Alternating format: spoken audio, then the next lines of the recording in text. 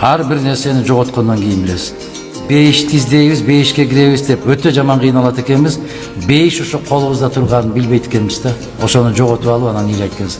Ошол Россияга, Казакстанга, Түркияга, Кореяга кетип бараткан кыргыз кыздарды, жигиттерди айтып атам. Ал жерден алтын таап келгениң жерге кирсин, ата энеңдин алдында болчу деп атам. Мээри менен канча ошолордун мээри. Bir gün bolsa dagы, bir çaynek çay kılsan dagы, bir kolun, bir butun jууп берсең dagы, батасын алчы деп атам. Ал жактан бактылык таппайсың. Oturma testisi. Kolunuz düşürüp sürüyorsunuz. Bilesem ben kolunuzga daha bir narsa dep aytıp koyuyorum. Çoçulabagıla koy. Sizden çoçulabıday siz kimsiniz? Böcek ösüz. Bizden çoçulabayız. Öçülen benim vaktim. Давай şunda bayağı kışık sözler tototular. Beni pişirip jegile, kolunlardan ketsin. Pişirip jegile sizden kekiliksiz. Oldu, toktat kıla. Toktat kıla sözü. Vaktiniz sizde köp. Buna menin vaktim çok desem olur. 50'ye sekirip kettirdiler, balдар karap koysun çıkıyor.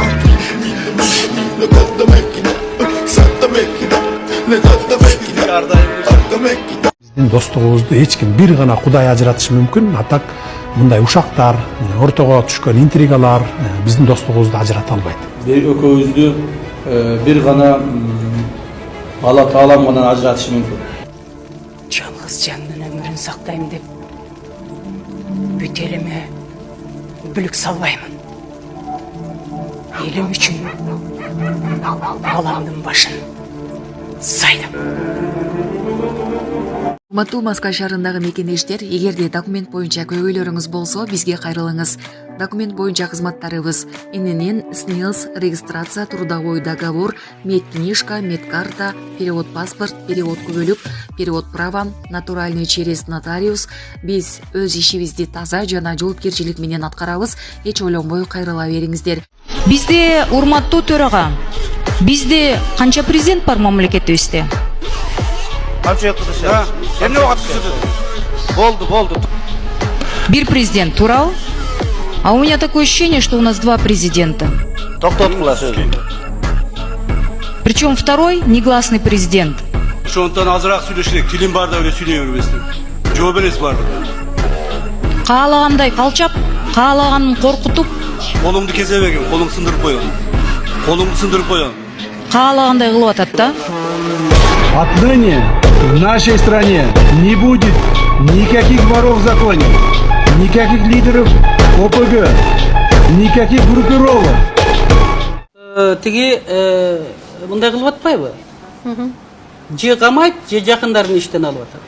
Каныбек Осмоналиевич, мен ошого ладно, мага мындай мамиле жасашты, Кудайга салдым. Кыргызда жакшы сөз бар, Кудайга салдым дейт. Кудай өзү чече берет. Биз пендебиз.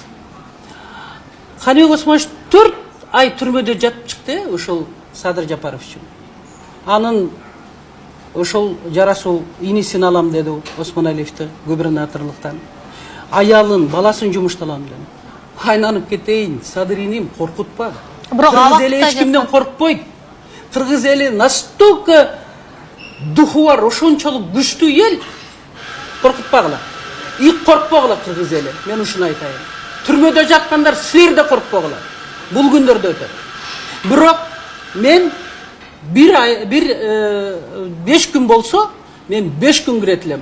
Ошол ГКМБнын СИЗОсуна кирип, Садырдан баштап барын тең духун көтөрүп чыгат элем. Саясий духуңарды сындырбагыла. Адам баласы сынбаш керек.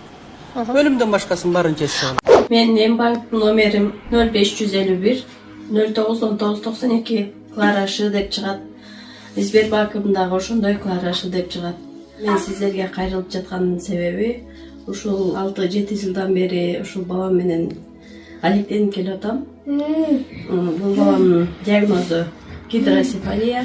Түркия элине барып, буну операция кылдырышым үчүн $30,000 каражаты керектелет экен. Башка балдарды көрүп мен дагы ушул балам эшикке чыгып ойносо экен дейм. Кыргыз элим ушул кайдыгер карабай ушул балама дагы жардам берип коюшуңуздарды өтүнөм.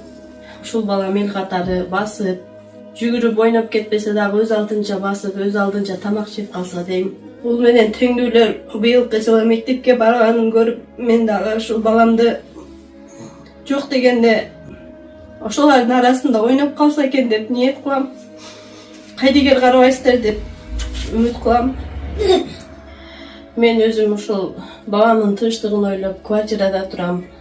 Өзүм жалгыз бай энемин, 2 уулдун апасымын. Сапарга азыр эч нерсем жок. Өзүм жүгүрүп барып, идиш жууп, ара чоруда официанткалык кылып иштеп келем. Ушулардын кемкөсүн кылам. Ошондуктан сиздерден өтүнүп кетерим, ушул балама кайдыгер карабай, аз да болсо жардамыңыздарды берип, бизди дагы ошо Түркия элине барышыбызга себепчи болуп калышыңыздарды өтүнөм. Канчалаган инсандар жакшы болуп келатат. Ошолордун катарында менин балам дагы жакшы болуп кетсе экен деп ниет кылам. Дуаңыздарды берип, ушул бизге дагы кайдыгер карабай, жардамыңыздарды берип коюшуңуздарды өтүнөм. Баткен районуна караштуу Аксай айылында жайыт жер талашка айланды. Бул маселени өкмөт тез арада чечиши керек. Аксай айыл өкмөт башчысы соңку абал тууралуу буларды билдирди. Биздин чегерачыларды, милиция кызматкерлерин өткөрбөй мына кадам койсоңор атам деп атат азыр. Бир кичине айылдын так ортосунда бир условный границага илешпеген жерди жумуш аткарган болсоң, сен шону кылдың деп туруп, бияктан бир чоң стратегический объекттерди кура баштап атат тажиктер. Талашты жаратып жаткан жайыт жер болжолду 35 гектарды түзөт. Буга чейин жергиликтүү тургундар пайдаланып келген. Жайыт жерлер менен кошо Аксай айылындагы дагы 2 турак үй да талашка түштү. Анткени аталган үйлөр жайыт жерге жакын жайгашкан. Мен үйүм кайдып жака өтүп кеткенби, ону дагы эч ким билбейт. Жолу чечиле элек деген жерге булар техниканы алып келип иштетип атат. Жергиликтүү бийлик өкүлдөрү тажик тарап менен сүйлөшүүгө барган. Тургундарга биз койгон талаптарга баш ийбей, аскерлерин аймактан алып чыгып кеткен жок деп жооп беришти. Буга чейин бул талаш аймакты Кыргызстандын аскерлери кайтарып келген. Баткен районунун бийлиги талаш жерлер делимитация жана демаркация иштери бүткөндөн кийин такталат деп билдирди. Ошондо биз жана Таш Тумшук деген жерлерди алдырып койдук. Ошол эле Көк Таш деген айылдарда, берактарда бүт барды жерлерди ошентип алдырып койдук. Себеби деген уже келип туруп чек ара келип уже коргонго такалганда уже айласы жогунун сатып кетип атат. Ректор болуп отурасыз. Түшүндүм. Себеби дегенде акыркы жылларда эле токтобой атат да, эмнегедир ушул жакта коррупциячы. Мен сизге могул деп конкретно айтпайм, бирок өзүңүз билсеңиз керек. Да? Ошого бир көңүл буруп койсоңуз, ректор катары. Макул. Кудай бурса. Но бороться с коррупцией так тяжело. Но боремся. Жок. Сиздин жаныңыздагы 20-30 жылдан бери иштеген мугалимдер бар экен да? Да, бар. Ушундай. Барбы? Бар. Бар да? Ушундай мага келген мындай информация боюнча, мындай бир арызданып атат да. Ушундай кыйнайт экен да студенттерди. Ошолорду бир көзөмөлдөп койсоңуз, ректор катары, сизге көз карандыда бардык жерде. Рахмат. Рахмат, кийинки сөз Кубанычбек Каргамбаевичке берилет. Рахмат.